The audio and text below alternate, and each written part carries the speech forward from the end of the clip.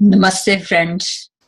This is Hindu Dharma Parent-Teacher Conference, Parent-Teacher Training Course workshop. And today is lesson 7. We are going to discuss different aspects of Dharma. These are in actual practice how Hindus live. Their duties, responsibilities, attitudes, their relevance to modern times. And eventually, all of these are geared towards the goal of self-realization. So we have seen what the self is in how do you teach the self. It's like identifying yourself, who you are, and then what is it you're seeking, and that is your quest. And then the end goal is self-realization. And now we are talking about the means to it, the road, the path to this self-realization in real life, how Hindus live, their traditions and their beliefs and their mode of living and believing related to beliefs. So let's see, we talk about Hindu Dharma is a way of life also. In the previous lessons, we were talking about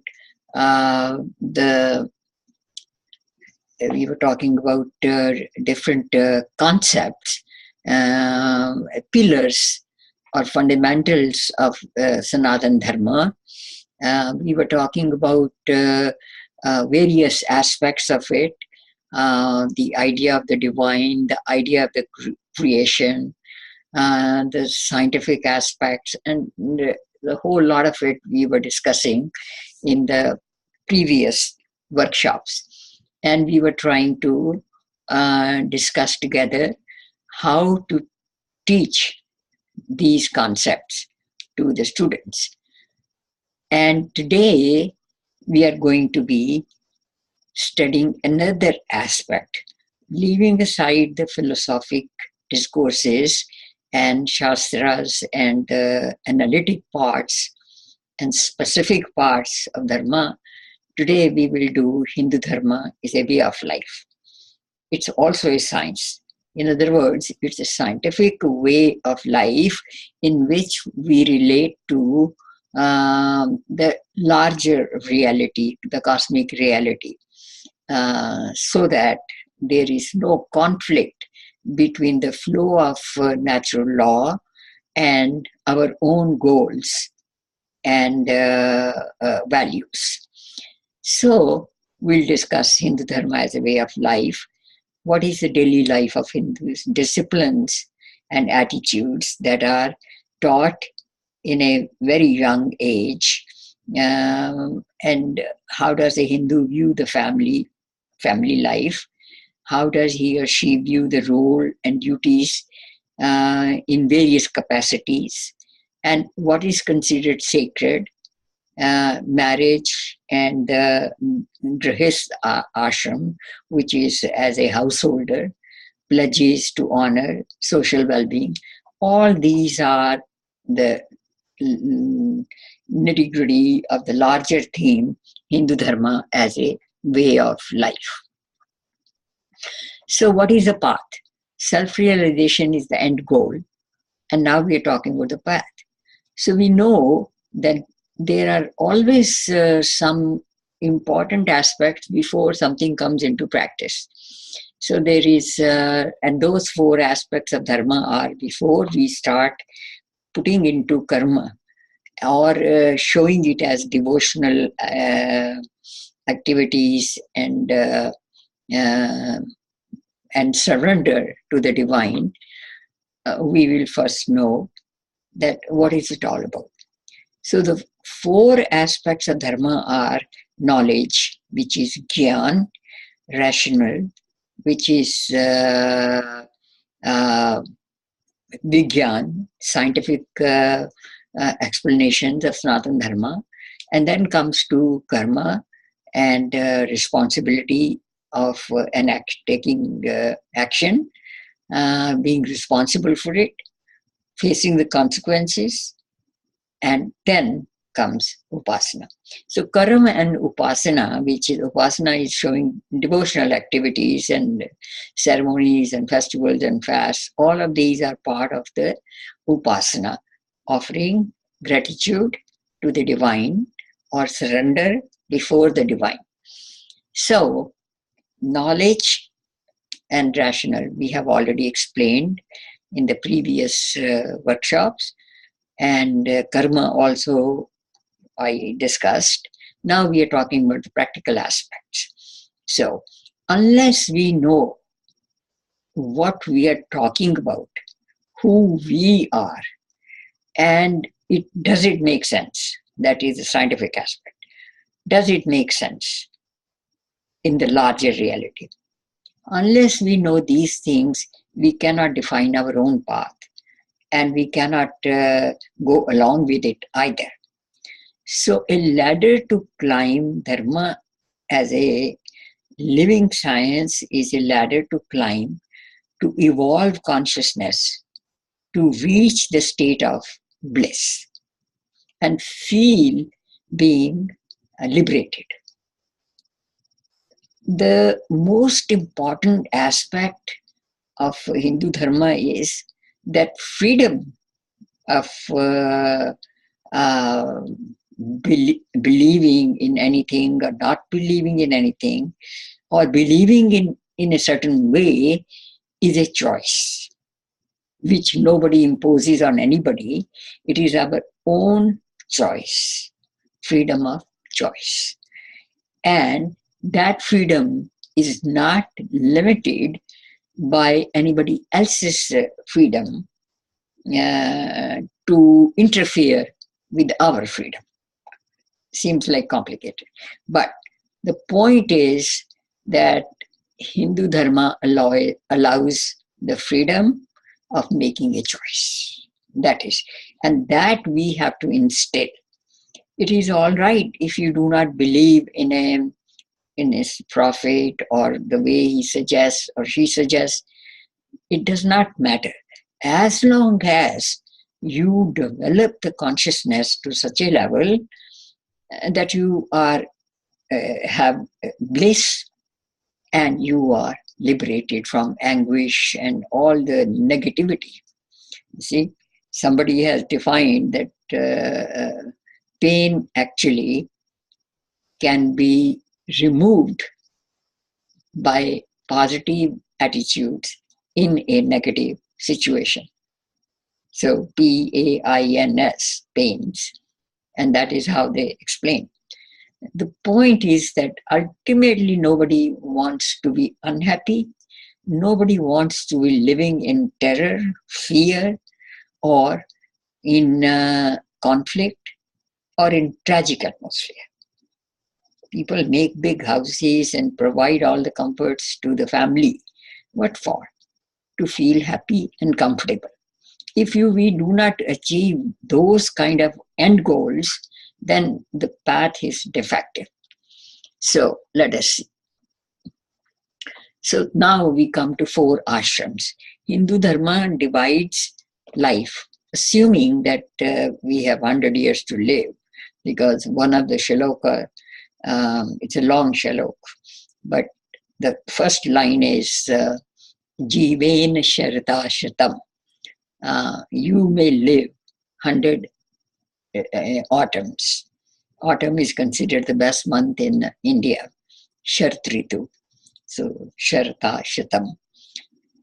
So, assuming that there are 100 years of life, so the first 25 years are devoted with austerity and humility to acquire skills, knowledge, build an information base, build a certain solid base so that one can survive and survive with dignity, can be part of the society as an independent person, not dependent on other people. So these 25 years you learn all kind of skills and You may change the course, starting that you are doing, say, preparing for physics, and you shift to medicine or similarly. So these 25 years are for that kind of thing. And austerity, self-control are extremely important, so that you are not deviating from your focus. The focus is on learning, and it is not and experimenting. But these experiments do not extend to or even go near experimentation of sexual relations. So that there comes the self-control and social norms. So brahmacharya means leading the life, austere life of a celibate. That is what literally it means. To use the knowledge to acquire skill, to use the skills to earn a livelihood. After that, next 25 years are there, get married, raise family, provide for them, and enable them to be responsible young adults. So you give them roots. Eventually, you give them freedom also, so that they can test their independently how to survive. So this second rung of the ladder is known as Grihast Ashram.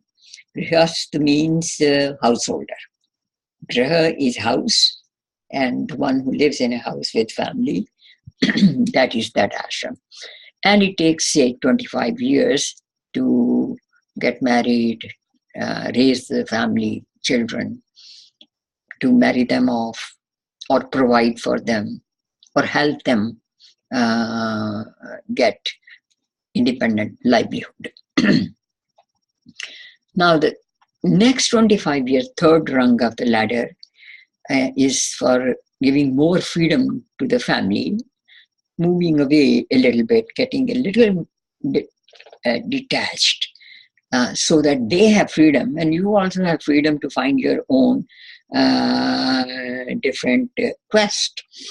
So you get more involved in social welfare activities, or devote more time in teaching the young children some social cause, social activities, getting involved in the reform aspects of the society or of the city, or something noble, selflessly performed.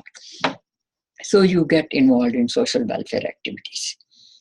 Now this is the time to use your acquired wisdom, application of knowledge and experience, and you are guiding others. This is very important also. So if you do not get away, and this is what you're teaching the children, that at that stage, third stage, if you do not become detached, you will end up interfering in the life of the young family, your next generation. They have a right also to make independent choices. So you wean away from them. Provide assistance, yes. Give them values, yes. Guide them. Help them in homework, and provide guidance to the family. Now, the fourth ashram is sannyas.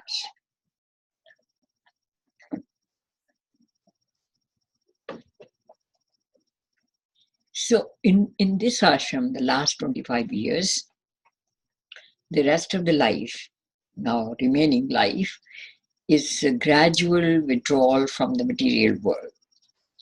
The spelling is wrong here. It should be WORLD, the world.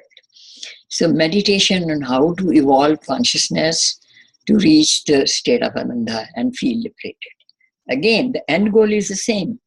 In the fourth stage, you are so much away from a material world There's no anger, no greed, no frustration, no grudges, and no remorse.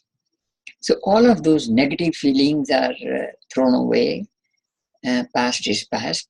Now you feel at one with the cosmic reality. That is the end stage. Each ashram has its own set of rules, behavioral goals, and duties. And you can teach them in three different lessons, that what are the set of rules and values, and how you should behave in certain situations, and what are your duties and responsibilities. This aspect of dharma is known as Vishesha Dharma. Now we are talking about the specific duties and responsibilities. And these are specific. For a mother, what is dharma may not be the dharma of an administrator. Similarly, dharma of a teacher is different from the dharma of a father, even though father is a teacher. But then the full-time teacher has more responsibilities and more structured way of teaching. So this Visesh Dharma now is relative. It is not an absolute thing for all times, that this is for in every situation and for all the times, past, present, and future, this is moral and this is immoral. That is not so. It is specific to time and place. So the duties will change according to the passing of time down the line. And similarly, place. See, each country, each town has its own ecological balance and its own environment, physical environment. And people adjust to that and eat accordingly. So all of this is related to specific dharma subject to time and place, bound by that. So it covers duties related to various roles. For example, what are the king's duties? Now, king's duty is not to practice non-violence. That, hey, you give me a slap and I'll do turn the second cheek for the next slap. That is not the king's duty. That is the coward's way of doing things, and such a person need not be an administrator or the king or the leader in any capacity. Such a person who does not distinguish what is his duty. The king's or administrators or government's duty is to protect its citizens from lawlessness. Observe the rule of law. And we see it in Delhi. Draw the specific examples from real life. What do the police do? They make sure that you are living in peace, and the lawless elements do not disturb your way of life. So that is their duty, police, the duty of a police officer. And similarly, the government, it has to not only provide security against the lawlessness to its citizens, it also has a duty to protect the borders. If they cannot ensure the protection of the borders and keep allowing on false pretenses all kind of infiltrators and anti-national elements from bordering countries, then that means you are no longer a king and you may be gotten rid of. So this is like king's duty. Then there are mother's duty, everybody knows, acharya, the teacher's duty. Now you can challenge the students to name other dharma which may only apply to certain groups and at certain times. like the duty of a, um, let's put down a craft, some craft. So what are the duties of those?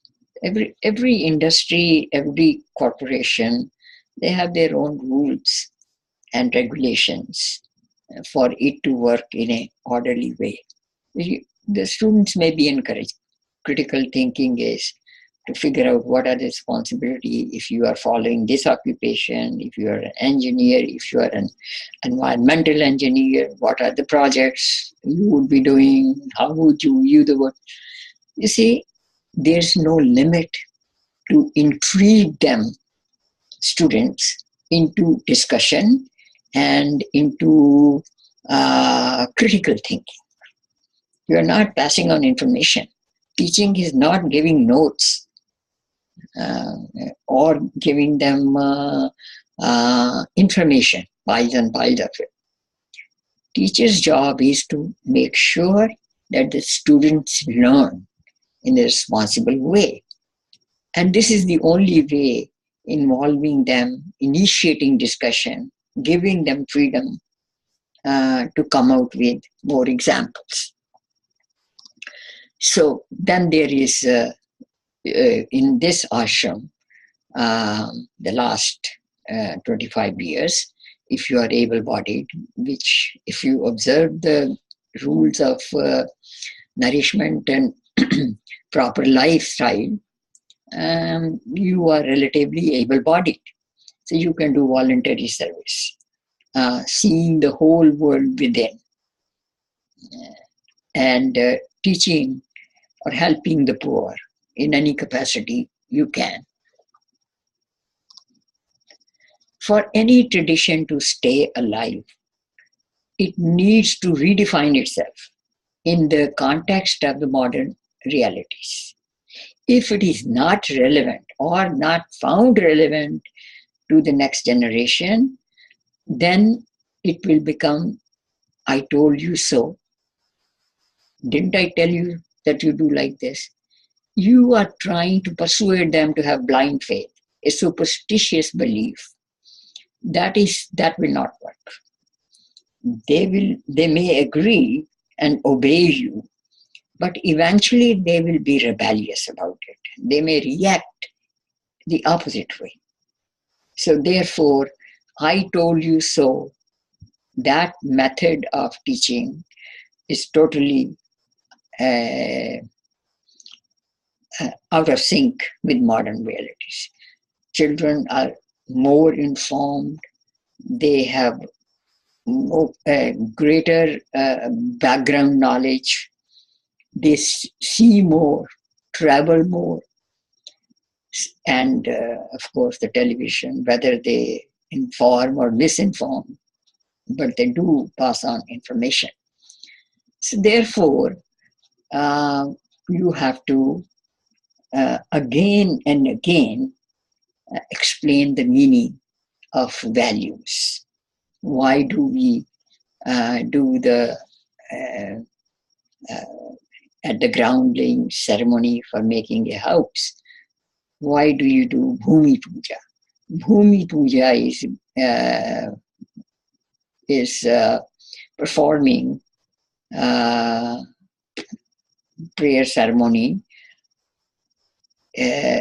to ask forgiveness from Mother Earth, that even though I am putting bricks on you, on top of you, you please excuse me for that. So, this is, you are trying to take specific examples and see why you do certain things in a certain way, and you redefine. Now there are 4 purusharths. Purusharth means what is the motivation for a certain action. So these are motivational forces. So all actions have a reason in the mind of the doer. What is his motive? We say he has acted in this way. What is the motive? There are many motives. So the 4 important motives that 4 categories Hindus have created. There are subcategories, but just let us see the four. You teach them that things are done for dharma, for protection of dharma, so that evil or ignorant or people living in under some kind of delusion, they may not take over the society and govern it. So dharma. Then there is earth. People act to make a living and earn wealth to spend for good causes. Then there is calm. There are desires. Desires means the requirements of the family and desires for getting things which are necessary, sometimes not even necessary, but that is desire. Desire fulfillment. So there is earth, wealth, there is desire fulfillment, and eventually the motivation is not be unhappy, liberated from anguish and all the negative emotions. Why does dharma come first? See, dharma comes first. Acquiring wealth and spending it on the needs of the family have to follow the natural justice, law and order, social justice, the legal framework. So therefore dharma comes first. What it is and what it is not has to come before all actions. Anybody, and many people actually do think that the Hindu Dharma is a way of life. That is not so. There is a whole philosophic material for understanding the cosmos and our role in it. And Hindu Dharma also is a science, that how to live your life in a scientifically chosen lifestyle where you are contented, you are well nourished, and you are happy. Eventually, these are the three things desired mostly by everybody. And now Srimad Bhagavad Gita explains all these, karma twined with consequences, karma, responsibility, how you may act. You may act out of sattva, which is goodness for the welfare of others. You may act for enjoyment and energetic activities. And a combination of these things can be there. So only in the dharmic traditions like Jains, Buddha, Sikh, to some extent, large extent, Parsis also, they focus on the self and its quest. Is now the question you are going to raise with the students is it better to have morality imposed by others, or is it controls and self-control and responsibility should come from the self by understanding the self? And this is a question you may raise and indulge them in a meaningful discussion. So you teach them proverbs, through them observation of other people's societies, common sayings and practical wisdom. You bring out wisdom literature, oral traditions, and centuries-old experience of generations before us, what we learned from them. So beyond the self, there is a larger goal for Hindus, enshrined in the famous chant, Sarve Bhavantu Sukhina. That it is not that I should be happy and I should be liberated from anguish. Everybody should be happy and comfortable. And everybody should see virtue in other people instead of thinking of the negative aspects of anybody. So this is a verse which really is inspirational. It's a great desire, aspiration for the people that let everybody be happy. In everybody's happiness is our happiness. In nutshell, in summary, Dharma is to save humanity from its own self. So, this was Hindu Dharma in practice or as a way of life. And I appreciate that you will try to understand it, think about it this whole session, and figure out your own ways, find out your own ways of relating to different age groups of children. Your students may be young, maybe older, and some of them may be young adults, but they have not exposed to this thing, and you're teaching them. So you have to tailor all this information and techniques of teaching according to their age.